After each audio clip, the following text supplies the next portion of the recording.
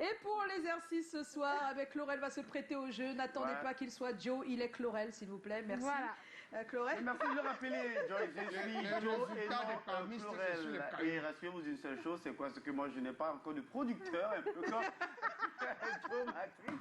Je suis à la recherche de tout simplement des producteurs et bien vouloir, après cette prestation, peut-être pourquoi pas vous bousculer afin de me produire. Ce soir, nous recevons en fait Brandon Tinda Bouya et si on le dit ainsi, j'imagine que beaucoup vont se demander, ben, il parle de quoi, il parle de qui? Et si je m'exclame en faisant déjà Akezou, mais j'imagine également que beaucoup vont se dire, ben oui, ben bien sûr, ou Akezou.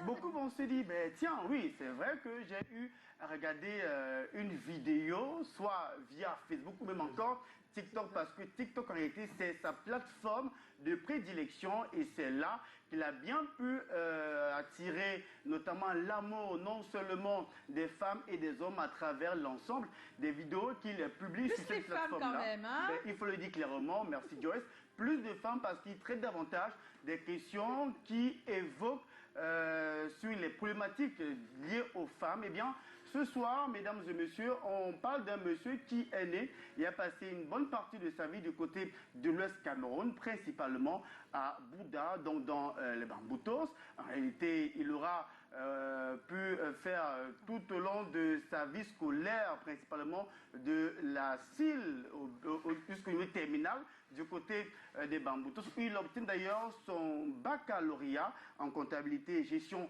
d'entreprise et il a pour intention d'aller plus loin dans les études, raison pour laquelle il rallie l'AC Capitale Économie du Cameroun, Douala, où après 2 années, il obtient son BTS dans la même filière.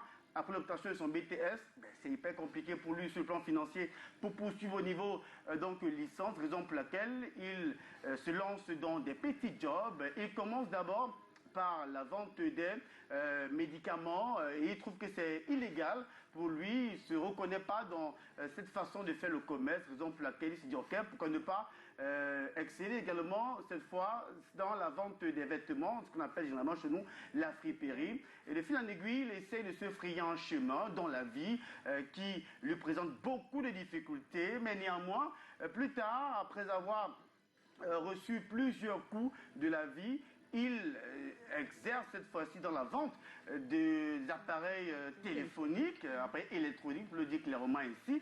Et j'avoue quand même qu'on écoutait un voice note où il indique clairement qu'il a été malheureusement déçu par une personne issue de la gente féminine. Et actuellement, il est en train carrément de se reconstruire.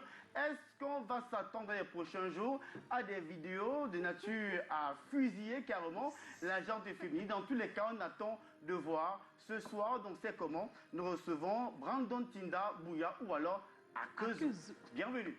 Akezou est notre invité ce soir. Il nous retrouve sur ce plateau dans un tout petit instant.